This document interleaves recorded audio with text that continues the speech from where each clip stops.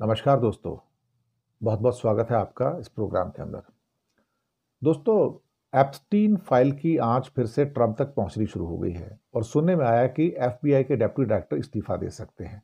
Epstein file वही है जिससे ट्रंप प्रशासन में खलबली मची हुई है, क्योंकि इसके अंतर्गत ट्रंप साहब भी उसमें इन्वॉल्व हैं। जहां पर ये एप्स्टीन फाइल एक ऐसी चीज़ है जिसके अंतर्गत बहुत बड़े बड़े बिजनेसमैन, राजनीतिज्ञ या अन्य प्रभावशाली लोग जो अमेरिका के थे, जिनको प्रोस्टिट्यूशन के लिए लड़कियां भिजवाई जाती थी, उनसे काम निकलवाए जाते थे। तो ये एक बहुत बड़ा फाइल है जहां पर इनके सबके जो असली चरित्र हैं वो निकल के आते हैं और ट्रंप भी उसमें इन्वॉल्व हैं। और ये फाइलें जो हैं, अब मस्क साहब ने कह दिया कि हम भी आपको बताने जा रहे हैं कि हम क्या कर सकते हैं और ट्रंप की हालत इससे ख़राब हो सकती है, उसे इस्तीफा देना पड़ सकता है, यहाँ तक हालात पहुँच सकते हैं। और एफबीआई के डेप्यूटी डायरेक्टर डैन बोंगियो के इस्तीफे की अटकलें अब आनी शुरू हो गई हैं। इसके अलावा भारत और अमेरिका की जो ट्रेड डील है वो अटक गई है और अब भारत की टीम अमेरिका गई है फिर से। हालांकि अभी ये अनाउंसमेंट कुछ हो नहीं रहा है अमेरिका की ओर से कि भी भारत के ऊपर कितना टैरिफ लगाएंगे, लेकिन सुनने में आया कि 20% तक का हो सकता है ये टैरिफ। लेकिन अगर 20% भी होता है और उसके बाद हमारे ऊपर 500% टैरिफ का एक दूसरा जो रशियन सैंक्शनिंग एक्ट जो आ रहा है उसके अंतर्गत आ जाएगा, 10% हमारा टैरिफ जो है ब्रिक्स के द्वारा आ जाएगा।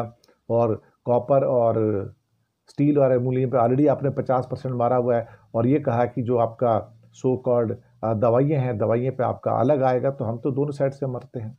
तो इस पर पहले बात कर लेते हैं, तो आपका स्वागत करते हैं। तो भारत और अमेरिका की जो डील है वो अटकी हुई है और भारत इस टाइम चारों तरफ से घिर चुका है। कहने को हो सकता है थोड़ी देर में अनाउंसमेंट हो जाए कि हमारे ऊपर 20% टैरिफ लगेगा, लेकिन बहुत सारी अलग अलग आइटम पे अलग अलग टैरिफ लगने जा रहे हैं। जैसे कि मैंने आपको बताया कि दवाइयों के ऊपर टैरिफ 200% तक जा सकता है। मेटल्स के ऊपर जो ऑलरेडी हमारा 50% चल रहा है, ऑलरेडी 50% चल रहा है, तो वो उसके ऊपर है। 500% का टैरिफ तब आएगा अगर हमने रूस से तेल खरीदना जारी रखा, तो 500% आ जाएगा, तो हमारा सारा ही गुड़ गोबर हो जाएगा वहाँ पे। और 20% का नॉर्मल टैरिफ आ जाएगा। लेकिन उसके साथ हमारी मुसीबत ये है कि अमेरिका हमारे ऊपर दबाव डाल रहा है कि भाई आपको अपना कृषि क्षेत्र और डेयरी क्षेत्र जो है दोनों खोलने पड़ेंगे, ताकि अमेरिका के जो उत्पाद हैं वो वहाँ पर बिक सकें।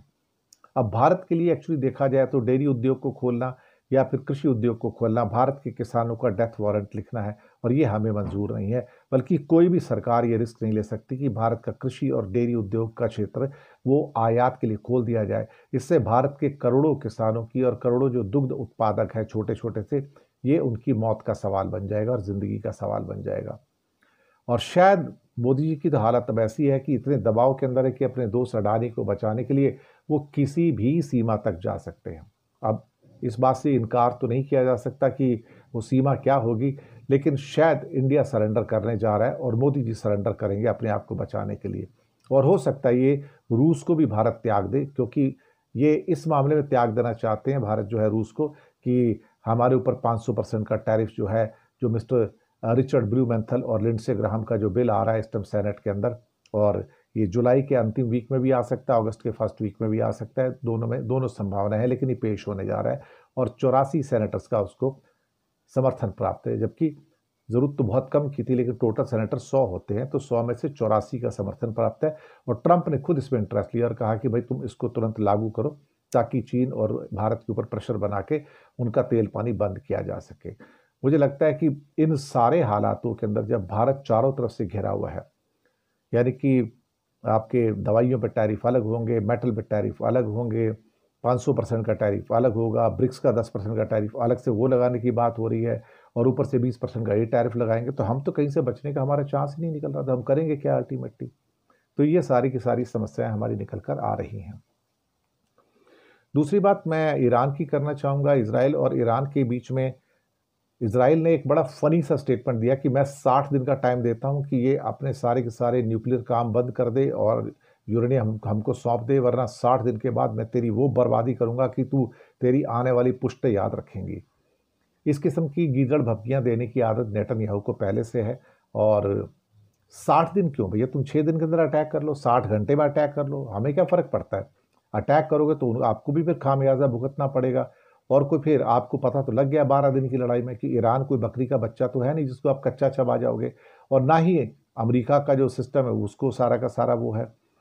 अब एक चीज़ जो निकल के आई है बड़ी महत्वपूर्ण है यहाँ पर, कि जो कतर के अंदर जो अटैक किया गया था ये ईरान के द्वारा, कि जहाँ अमेरिका ने कहा था कि उसका अल उदीद जो एयर बेस है कतर में दोहा के पास, उसको कोई नुकसान नहीं हुआ। लेकिन अभी जो सैटेलाइट तस्वीरें आ रही हैं उसने बताया कि अमेरिकी सैन्य अड्डे पर तबाही मची थी साहब।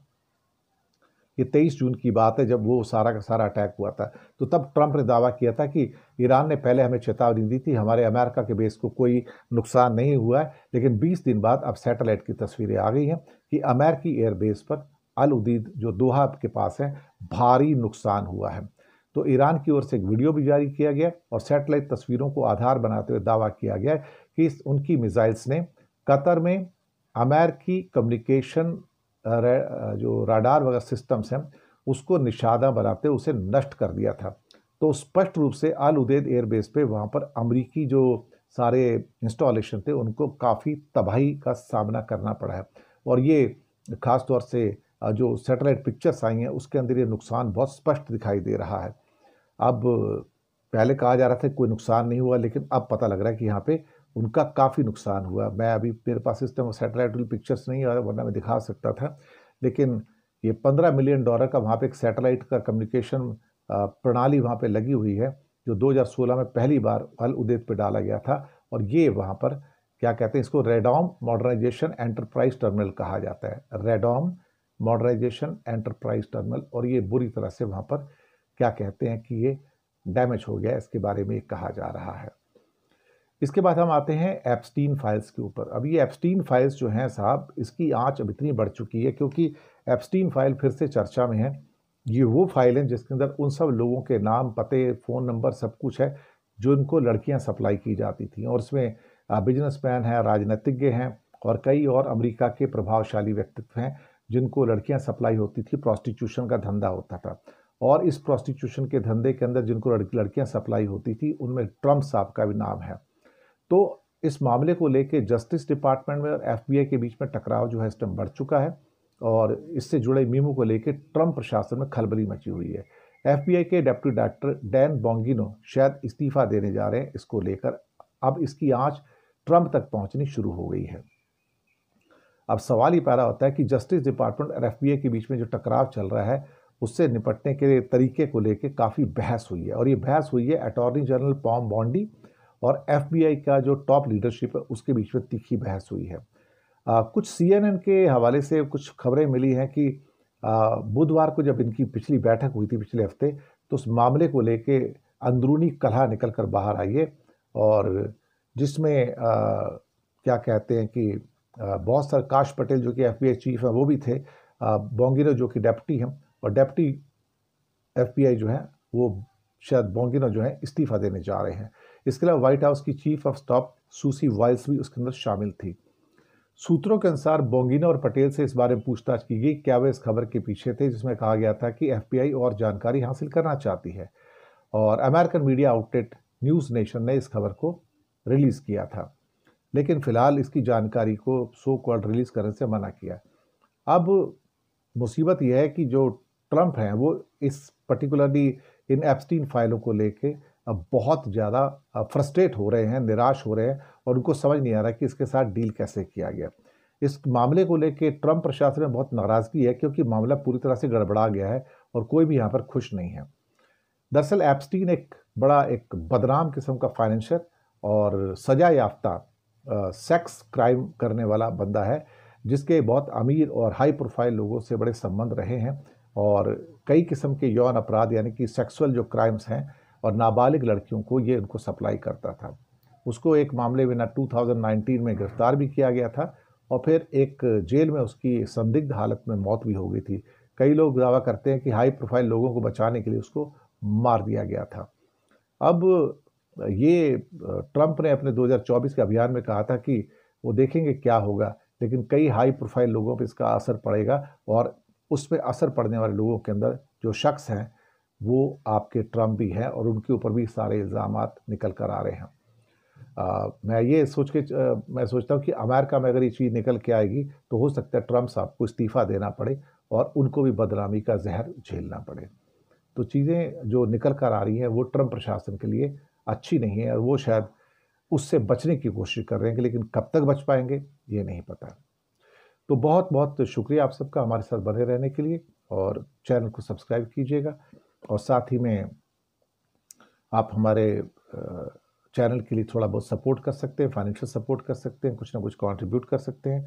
और यहाँ पर ये बता दूं कि नीचे हमने उसके लिए यूपीआई नंबर और बैंक अकाउंट नंबर दोनों दिए हैं। किसी एक को चुनकर छोटी सी मदद करेंगे तो अच्छी पत्रकारिता को बचाने में आप हमारे मददगार साबित होंगे। तो आज्ञा लेते हैं, मिलते हैं अगले अंक में बहुत जल्दी। बहुत बहुत शुक्रिया आप सबका।